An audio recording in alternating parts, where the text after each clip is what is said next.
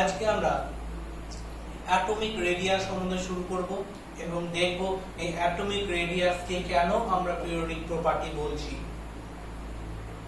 তাহলে চলো দেখা যাক কি ঘটনা ঘটে। এই অ্যাটমিক রেডিয়াস যে পড়তে আছি, সর্বপ্রথম এই অ্যাটমিক রেডিয়াস জিনিসটা কি? অ্যাটম রেডিয়াসটা আর কিছু নয়, একটা যে অ্যাটম আমরা নিচ্ছি সেই অ্যাটমের যে রেডিয়াস, অর্থাৎ ধরে নাও এই একটা অ্যাটম আছে আমাদের কাছে, এটা নিউক্লিয়াস, বিভিন্ন অরবিটাল আছে, এর ভেতরে আরো অরবিটাল আছে, ধরে নিচ্ছি এটা সর্বলাস্ট অর্থাৎ বহিস্থ কক্ষপথ, লাস্ট সেল। এই লাস্ট সেলের একটা ইলেকট্রন আছে, অর্থাৎ লাস্ট সেল বা ভ্যালেন্স সেল, আর অথবা যাকে আমরা এন সেল বলছি, এই ভ্যালেন্স সেল নিউক্লিয়াস টু এই ভ্যালেন্স সেলের যে ডিসটেন্স, এই যে দূরত্বটা, এই দূরত্বটাকে বলছি আমরা অ্যাটমিক রেডিয়াস। তাহলে অ্যাটমিক রেডিয়াস কি? একটা আইসোলেটেড অ্যাটমের নিউক্লিয়াস এবং আউটার মোস্ট সেলের যে ডিসটেন্স কি, কোন দুটো পয়েন্ট আমাকে মনে রাখতে হবে। এক নম্বর হচ্ছে আইসোলেটেড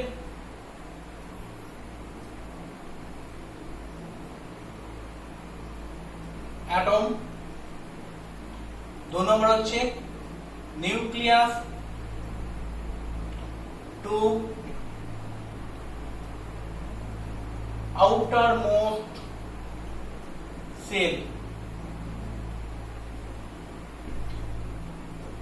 কি আইসোলেটেড অ্যাটমের নিউক্লিয়াস টু আউটার মোস্ট সেলের যে ডিসটেন্স, সেই ডিসটেন্সটাকে বলছি আমরা অ্যাটমিক রেডিয়াস। এখন তুমি এসে বলবে স্যার আইসোলেটেড জিনিসটা কি? আইসোলেটেড হচ্ছে, ধরে নাও আমরা অণু আর পরমাণু দুটো জিনিস দেখেছি, এইটা একটা এইটা একটা, একে আমরা বলছি অণু আর একে বলছি পরমাণু।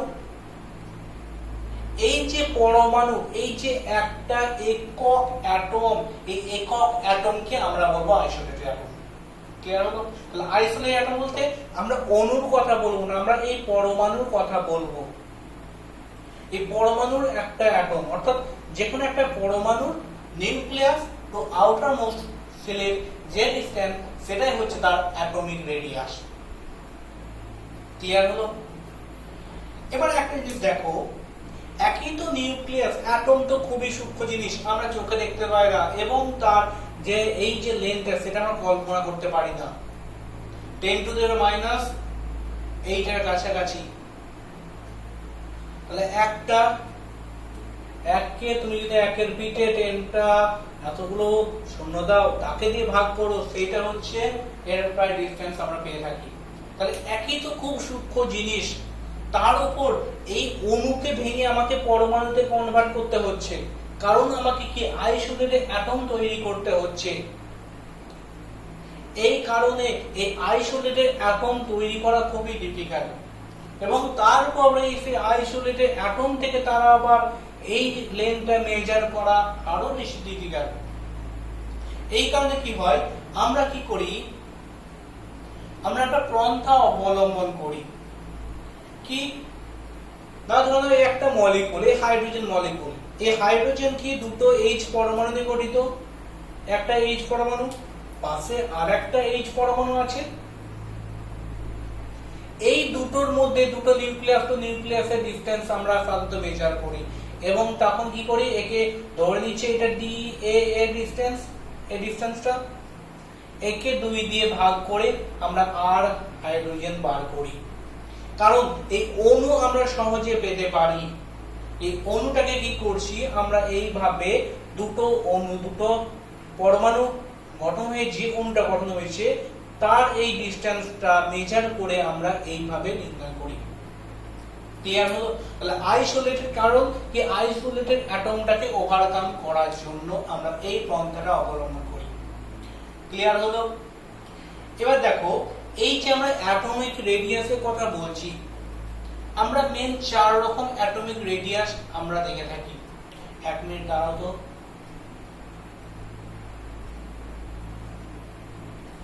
মোট 4 রকম অ্যাটমিক রেডিয়াসের কথা আমরা পড়ব।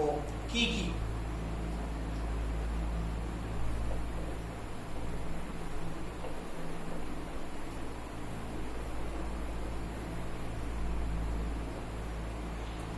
এক নম্বর হচ্ছে কোভ্যালেন্ট, কোভ্যালেন্ট রেডিয়াস, আর এটি লিখলাম। 2 নম্বর হচ্ছে মেটালিক, মেটালিক রেডিয়াস। 3 নম্বর হচ্ছে আয়নিক রেডিয়াস। 4 নম্বর হচ্ছে ভ্যান ডার ওয়াল রেডিয়াস।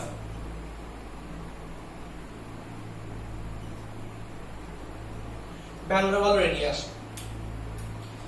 তার মধ্যে এই যে তিনটে আছে, এই তিনটে এক ধরনের আর এই তিনটে এক ধরনের। এইগুলোকে এই তিনটে অণুর জন্য, পরমাণুর জন্য, অ্যাটমের জন্য, আর এইটা আমরা নির্ণয় করি মলিকুলের জন্য। ঠিক আছে, এই তিনটে অ্যাটম থেকে আমরা নির্ণয় করি, অ্যাটমের ক্ষেত্রে নির্ণয় করি, আর এইটা আমরা মলিকুলের ক্ষেত্রে নির্ণয় করি। জিনিসটা আমরা ডিটেইলসে যখন যাব তখনই বুঝতে পারবে। এর মধ্যে সবচেয়ে ইম্পর্টেন্ট হচ্ছে আমার এইটা আর হচ্ছে এইটা। এই দুটো জিনিস আমার সবচেয়ে বেশি ইম্পর্টেন্ট, কারণ হচ্ছে এই দুটো থেকে আমাদের যে কোশ্চেন গুলো আসে, প্রথম হচ্ছে এই যে রেডিয়াস আমরা পড়ছি, বিভিন্ন রেডিয়াসের রেশিও আমাকে ক্যালকুলেট করতে দেয়। বিভিন্ন অ্যাটমের আমাকে রেডিয়াস দিয়ে দিল, বলল তাদের সাইজ অর্ডার অনুসারে সাজাও। ঠিক আছে, সাইজের অর্ডার সাজাতে বলবে। এইটা একটু হাই লেভেলে যখন যাবে তখন আমাকে বিভিন্ন অ্যাটমের রেডিয়াস নির্ণয় করতে দেয়। একটা কি হলো, একটা কোশ্চেন আমাকে অ্যারেঞ্জমেন্ট করতে দিল। 2 নম্বর আমাকে ক্যালকুলেশন করতে, রেডিয়াস ক্যালকুলেশন করতে দিল। এই আয়নিকের ক্ষেত্রে যেটা আমার প্রবলেমটা দেয় সেটা হচ্ছে এই আয়ন, বিভিন্ন আয়নসের রেডিয়াসের তুলনা করতে দেয়। ক্যাটায়ন বলো, অ্যানায়ন বলো, নিউট্রন বলো, এদের মধ্যে রেডিয়াস কেমন হবে, কে বড় হবে, কে ছোট হবে, এই কোশ্চেন গুলো আমাদের দেয়। আগে চলো আমরা এক এক করে দেখি, তার সাথে সাথে আমরা কোশ্চেনের আলোচনা করব। সর্বপ্রথম আমরা কি করব, কোভ্যালেন্ট রেডিয়াসের কথা আমরা পড়ব। কোভ্যালেন্ট বাংলায় যাকে বলে সমযোজী বন্ধন। কোভ্যালেন্ট আমরা পড়েছি, কোভ্যালেন্ট বন্ড বা সমযোজী বন্ধনের কথা আমরা পড়েছি। সমযোজী বন্ধন কি? ধরে নিচ্ছি হাইড্রোজেন গঠন হয়েছে আর ধরে নিচ্ছি HCl মলিকিউল, দুটো মলিকিউল তৈরি হয়েছে। এই হাইড্রোজেন কি হয়েছে, হাইড্রোজেন 1s1, একটা হাইড্রোজেন আছে, পাশে একটা 1s1 হাইড্রোজেন আছে। এরও লাস্ট এখানে একটা ইলেকট্রন আছে, এরও লাস্টে একটা ইলেকট্রন আছে, এর কক্ষপথে একটা ইলেকট্রন আছে। কোভ্যালেন্ট বন্ড কখন গঠন করছে না, কোভ্যালেন্ট বন্ড হচ্ছে এই যে বন্ডটা, এই যে ইলেকট্রন এও একে দিল, এও একে দিল, যে ইলেকট্রন শেয়ারিং এর মাধ্যমে কি করলো, এই বন্ডটা গঠন হলো।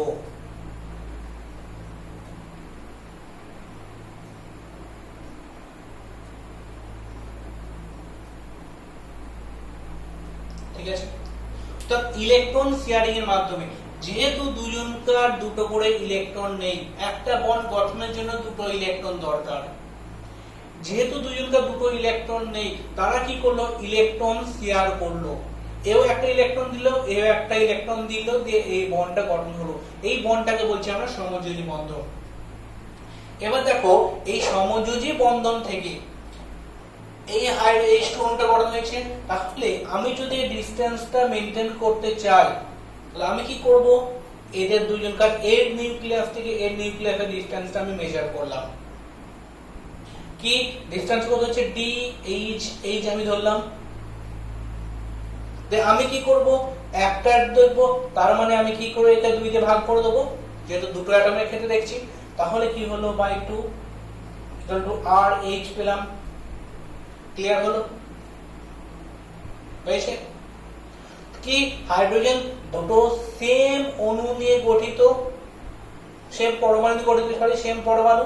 হাইড্রোজেন দুটো পরমাণু ইলেকট্রন শেয়ারের মাধ্যমে তাদের সমযোজী বন্ধন গঠন করছে। সেই সমযোজী বন্ধনটাকে কি করছি, আমি যদি দুই দিয়ে ভাগ করি তাহলে এক একটা অণু পরমাণুর আমি রেডিয়াস পেয়ে গেলাম, হাইড্রোজেন রেডিয়াস আমি পেয়ে গেলাম। ক্লিয়ার হলো? এর ক্ষেত্রে দেখো, এর ক্ষেত্রে কি হয়েছে, হাইড্রোজেন আছে, এর লাস্টে একটা ইলেকট্রন আছে। ক্লোরিন, এরও লাস্টে একটা ইলেকট্রন আছে। এও কি করলো, ওইটা বাদ দাও,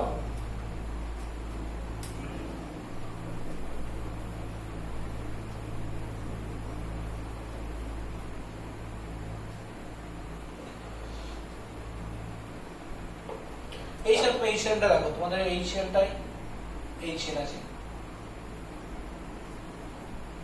ঠিক আছে। হাইড্রোজেনে কি করলো, লাস্টে একটা ইলেকট্রন আছে, ধরো নিচে লাস্ট শেষে একটা ইলেকট্রন আছে। ক্লোরিনও কি হচ্ছে, ওরও একটা ইলেকট্রন দরকার, কি হচ্ছে, ওরও একটা ইলেকট্রন দরকার, একটা ইলেকট্রন আছে। কারণ কি, এর 1s1 আর এর হচ্ছে p5 3p5 আছে। যদিও এটা H+Cl- আয়নিক, আমি তোমাদের বোঝানোর ক্ষেত্রে আমি এখন এই উদাহরণটা দিয়েছি। তাহলে এখানে দেখো, এই কি হলো, এই ধরনের এই ইলেকট্রনটা দিল, এই ইলেকট্রনটা দিল, দিয়ে গঠন করলো HCl গঠন করলো। ক্লিয়ার হলো? HCl আয়নিক, হ্যাঁ, আমি তোমাদের বোঝানোর জন্য এটা দিলাম, কারণ এইটা আপনারা তোমাদের সবচেয়ে বেশি মনে থাকবে। তাহলে এই ছেদ যেটা গঠন হয়েছে, তাহলে এইখানটায় যে বন্ড গঠন হয়েছে,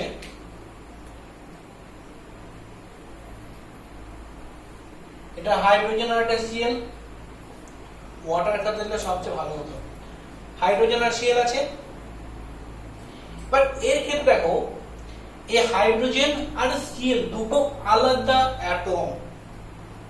এখানে দেখো সেম অ্যাটম, এটা হচ্ছে দুটো আলাদা অ্যাটম। তারপরে আরেকটা জিনিস, এতে দুজনকার ইলেকট্রোনেগেটিভিটি সেম নয়। ইলেকট্রোনেগেটিভিটি সেম নয়। ইলেকট্রোনেগেটিভিটি হচ্ছে এই যে বন্ডটা গঠন হয়েছে, এই যে বন্ড গঠন হয়েছে, এর মধ্যে এর কোন একজনের এই ইলেকট্রন নেবার ক্ষমতা বেশি। ধরে নাও তুমি আর তোমার পার্টনার মিলে একটা ব্যবসা শুরু করেছো, তুমিও 1 লাখ টাকা দিয়েছো, তোমার পার্টনারও 1 লাখ টাকা দিয়েছে। এখন তুমি যে 1 লাখ টাকা দিয়েছো সেটাই তোমার কাছে লাস্ট পুঁজি, তোমার এর বেশি আর টাকা নেই। কিন্তু তোমার পার্টনার হচ্ছে বড়লোক, সে ইনভেস্ট আরো বেশি করতে পারে। কিন্তু যেহেতু তোমরা 50-50 শেয়ার করেছো, সেহেতু তুমি 1 লাখ দিয়েছো, ও 1 লাখ দিয়েছে। পরবর্তী যদি টাকার প্রয়োজন হয়, তোমার বন্ধু কিন্তু তোমাকে সাপ্লাই দেবে। এর জন্য কি হয়েছে, যতটা তুমি ব্যবসা করছো, ব্যবসার কর্তৃত্বটা কার উপর থাকবে, যে বেশি টাকা দিতে পারবে তার উপর। এইভাবে এই যে বন্ডটা গঠন হয়েছে, বন্ডটা এখানে কি হচ্ছে, এই দুটো ইলেকট্রন আছে, দুটো ইলেকট্রন আছে। এবার এই দুটো ইলেকট্রন, এদের মধ্যে একজনকার নেওয়ার ক্ষমতা বেশি, সেটা কার, ক্লোরিনের নেওয়ার ক্ষমতা বেশি। অর্থাৎ বন্ডিং ইলেকট্রনটা কি করছে, নিচের দিকে টেনে নেওয়ার ক্ষমতাটা বেশি থাকছে।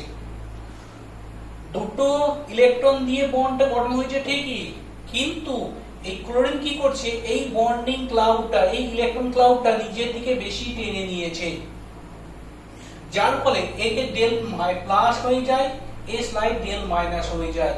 আপাতত তুমি এইটুকু জিনিসই মনে রাখো। এই পিরিয়ড টেবিলের শেষে আমাদের ইলেকট্রোনেগেটিভিটি সম্বন্ধে বিশদভাবে আলোচনা আছে, তখন আমরা এর সম্বন্ধে ডিটেইলসে আরো জানবো।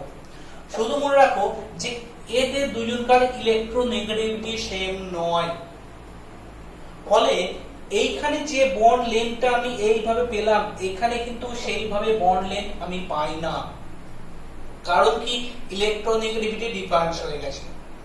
এখন এই দুটো অ্যাটমকে আমি ধরে নাও একটা এ, এখন এইচ এর জায়গায় আমি লিখলাম এটাকে এ লিখলাম, এটাকে বি লিখলাম, তাহলে ডি এ বি সমান কত পাচ্ছি? এইটা ডি হয়ে গেল, এটা এ হয়ে গেল, এটা বি হয়ে গেল। ডিএবি অর্থাৎ এই লেন্থটা ডিএবি লেন্থ। এর ক্ষেত্রে ডিএবি লেন্থ হচ্ছে r A, radius of A plus radius of B minus 0.9 into এদের electronegativity difference x B minus x A. এটা হচ্ছে আমার ডিএবি নির্ণয় করার সূত্র। অর্থাৎ এবি যে বন্ডটা আমার গঠন হয়েছে, এই এবি যে মলিকুলটা আমার আছে, এই এবি মলিকুলের এ আর বি এর ডিসটেন্স আমাকে যদি বার করতে দেয়, তখন আমাকে এই ফর্মুলা অ্যাপ্লাই করতে হবে। এক্সটা কি? x equal to electronegativity,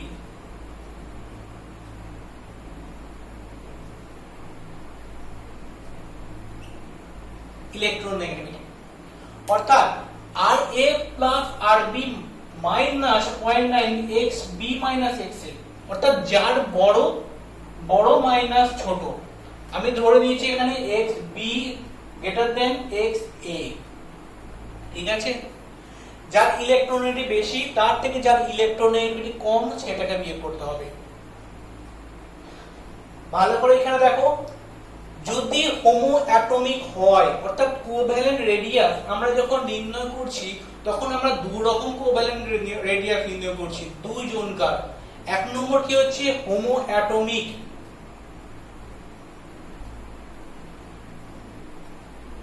Homo atomic অর্থাৎ যার অ্যাটম গুলো সেম, যেমন H2O2 এদের ক্ষেত্রে এটা হচ্ছে হোমো অ্যাটমিক। হোমো অ্যাটমিকের ক্ষেত্রে কি হচ্ছে না আর এই সমান DHH/2, অর্থাৎ এটাকে যদি আমি বলি আর এ যদি করি, তাহলে আর এ কি করব DAA/2। এই হাইড্রোজেনকে তুমি এ দ্বারা রিপ্লেস করো, তাহলে মেন ফর্মুলা কি হচ্ছে আর এ সমান এইটা। এর ক্ষেত্রে কি হচ্ছে, এটা হচ্ছে হেটেরো অ্যাটমিক। দুই নম্বর আমরা কি করছি হেটেরো অ্যাটমিক, যার ক্ষেত্রে অণুগুলো আলাদা, পরমাণুগুলো আলাদা। এখানে পরমাণুগুলো কি থাকছে, এই জানটা মুছে দিচ্ছি, একটা থাকছে এর আর একটা বি থাকছে এবি। এ একটা পরমাণু, বি একটা পরমাণু, এরকম পরমাণু নিয়ে আমার অণু গঠন হয়েছে, ঠিক আছে? এইখানটা তার ক্ষেত্রে আমাকে কি করতে হবে না ডি এবি সমান r A plus r B minus 0.9 into x B minus x A. X বিটা কি, এক্সটা কি না ইলেকট্রোনেগেটিভিটি। আমাদের শুধু ইলেকট্রোকোভ্যালেন্ট রেডিয়াসের এই দুটো ফর্মুলা আমাকে মনে রাখতে হবে, ঠিক আছে? শুধুমাত্র এই দুটো ফর্মুলা আমাকে মনে রাখতে হয়। কোশ্চেন যদি টাফ দেয়, তাহলে এইখান থেকে আমাদের ইলেকট্রো ডিএবি মান বার করতে বলে। এবার তোমরা এখন এই ইলেকট্রোনেগেটিভিটি সম্বন্ধে জানো না, ইলেকট্রোনেগেটিভিটি সম্বন্ধে জানো না, তাহলে ইলেকট্রোনেগেটিভিটি আমরা এই চ্যাপ্টার শেষে পড়ব। তখন দেখবে এখান থেকে তুমি ডিএবি মান বার করতে পারবে। ক্লিয়ার হয়েছে? এইটুকু একটু ভালো করে দেখে নাও।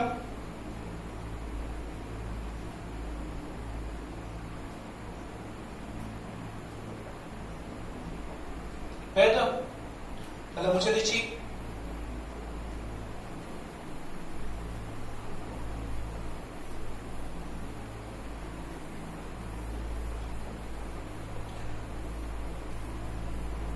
আর এই বন্ড সম্বন্ধে আমরা ডিটেলসে পড়বো কোথায় না আমাদের এর পরের চ্যাপ্টার আছে বন্ডিং।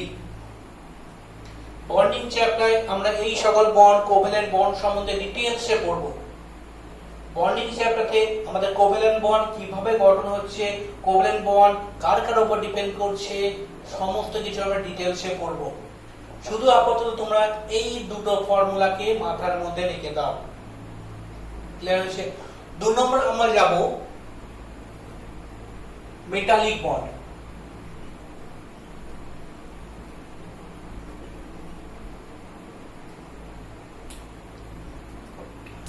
Metallic bond. আমরা যে সকল ধাতুগুলো দেখি, ধাতুগুলোর মধ্যে কেমন থাকছে, ধরে নিচ্ছি এফি ধাতু। এফির কি হয়, এফি মলিকুলগুলো পাশাপাশি এরকম ভাবে জমাটবদ্ধ ভাবে থাকে।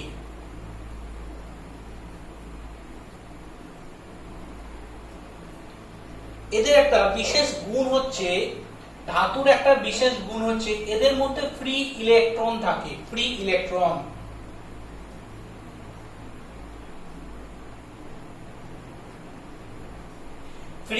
থাকে। এরও যেমন ফ্রি ইলেকট্রন আছে, এরও তেমন ফ্রি ইলেকট্রন আছে। এই ইলেকট্রন গুলো কি করে, পরপর এই সব এর সাথে ঘুরে বেড়ায়। ফ্রি ইলেকট্রন গুলো কি থাকে, এর ফ্রি ইলেকট্রন ওর কাছে, এর ফ্রি ইলেকট্রন এর কাছে, এরকম গোটা যে পাত্র আমি নেবো সেই পাত্রার মধ্যে সে ঘোরাফেরা করে। আর এর জন্য কি হচ্ছে, এই অ্যাটমটার সাথে এই অ্যাটমটা খুব দৃঢ়ভাবে আবদ্ধ থাকে। এই ফ্রি ইলেকট্রনের জন্য কি হচ্ছে, পাশাপাশি অ্যাটমের মধ্যে বন্ধন খুব ভালো হয়। এই কারণে ধাতুগুলো আমরা দেখি খুব শক্ত। কারণ কি, এই যে বন্ড, এই যে ইলেকট্রন শেয়ারিং এর ব্যাপারটা এর মধ্যে সবচেয়ে বেশি থাকে। আর এই কারণে ধাতুগুলো কি হয়, ইলেকট্রন সাপ্লাই ভালো দেয়, ইলেকট্রিক সাপ্লাই ভালো দেয়, হিট ভালো কন্ট্যাক্ট করে। তার মেন কারণ হচ্ছে এই যে ফ্রি ইলেকট্রন। এটা ফ্রি ইলেকট্রনের জন্য কি হচ্ছে, এই যে রেডিয়াস, এ একটা অ্যাটম, এ আর এ, তাহলে রেডিয়াস তো কি করব, তাহলে ওর মতোই আর এ সমান কি করব, ডি এ বাই 2 হয়ে গেল।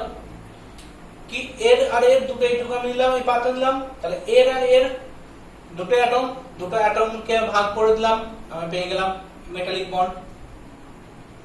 ক্লিয়ার হয়েছে? এইভাবে আমরা মেটালিক বন্ডটাকে নির্ণয় করি। 3 নম্বর যাব, আয়নিক বন্ডটাকে আমরা এখন তো বাদ দিচ্ছি, আমরা যাচ্ছি কোভ্যালেন্ট বন্ড। এই ভ্যান ডার ওয়াল বন্ডটা এটা লাস্ট থেকে নিয়ে গেছে, 4 নম্বর যেটা আমরা পড়েছি, এটাকে আমরা 3 দিয়ে লিখছি। ভ্যান ডার ওয়াল,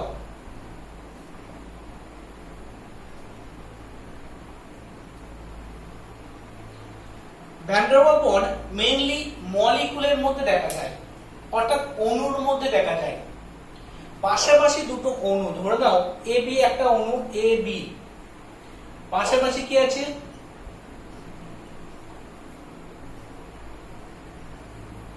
এবি। এই যে একটা এবি একটা অণু, এবি একটা অণু, এবি একটা অণু, ধরে নাও জল অণু আছে, ওয়াটার আছে, ওয়াটার H2O, পাশে একটা H2O, পাশে একটা H2O, ঠিক আছে, ধরে নাও H2O আছে।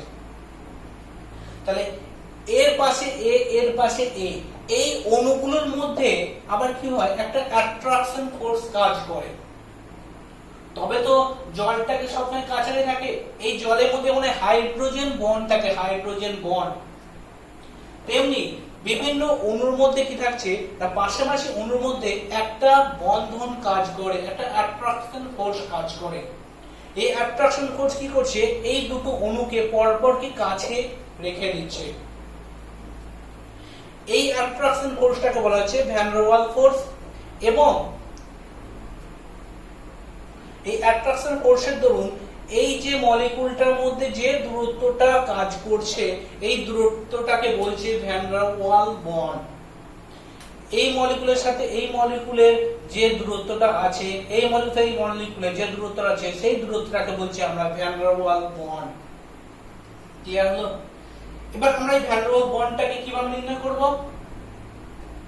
ভ্যান ডার ওয়াল দেখো, এর বি এর সাথে ওর বি, এর এর সাথে এর এ, তাহলে বি এর ক্ষেত্রে কি করব, আর বি সমান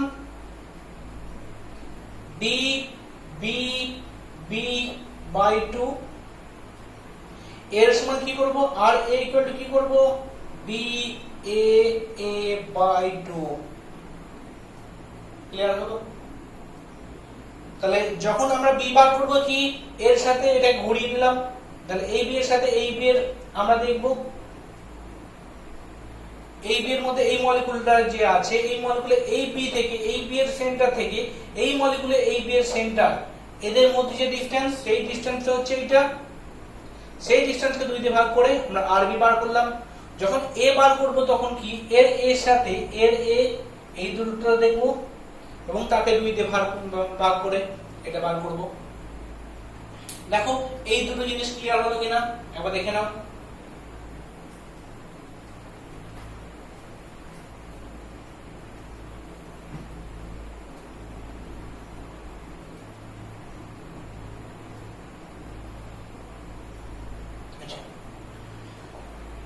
চিন্তা করো না তোমাদের কাছ থেকে এর ক্ষেত্রে এই বন্টন আমাদের বার করতে দেয় না, এর লেন্থ আমাদের কখনোই বার করতে দেয় না, জাস্ট এইটুকু আমাদের জানার জন্য।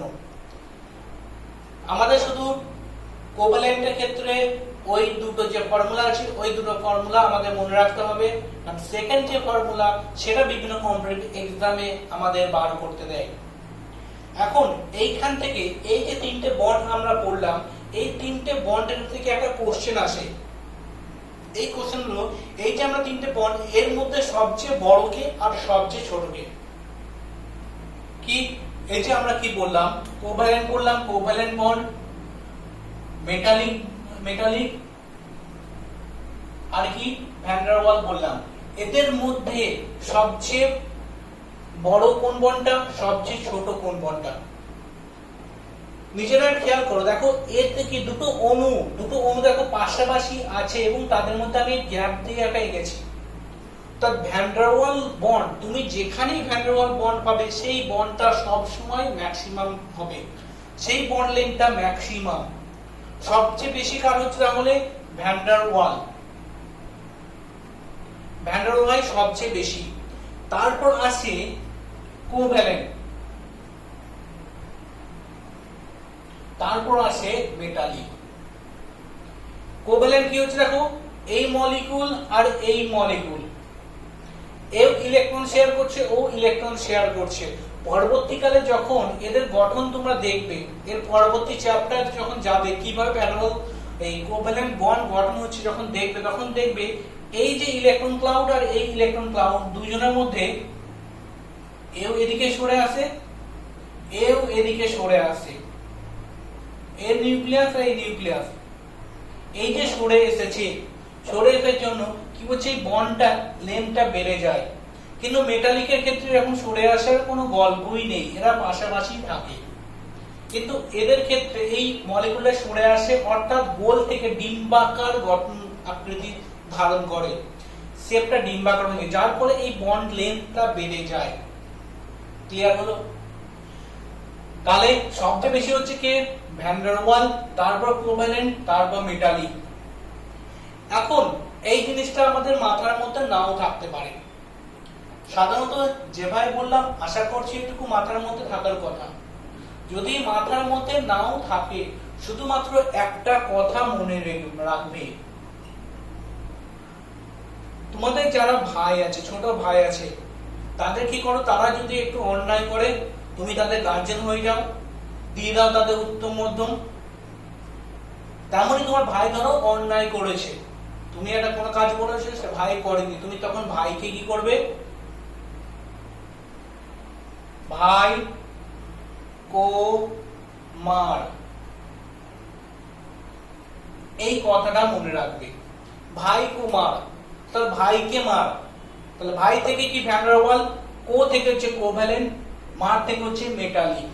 ভাই কো মার এই লাইনটা মনে রাখবে, তাহলেই আমরা এই সিকোয়েন্সটা পেয়ে যাব। দেখো এই পর্যন্ত ক্লিয়ার হলো কিনা? আমাদের এখান থেকে শুধুমাত্র দুটো জিনিস আমাকে মাথায় রাখতে হবে। একটা কি কোভ্যালেন্ট রেডিয়াসের ওই যে ফর্মুলাটা DAB সমান RA plus RB minus 0.9 XA minus XB, আর দ্বিতীয় হচ্ছে এই ভাই কো মার, অর্থাৎ সবচেয়ে বড় হচ্ছে ভ্যান ডার ওয়াল বন্ড, তারপর কোভ্যালেন্ট, তারপর মেটালিক।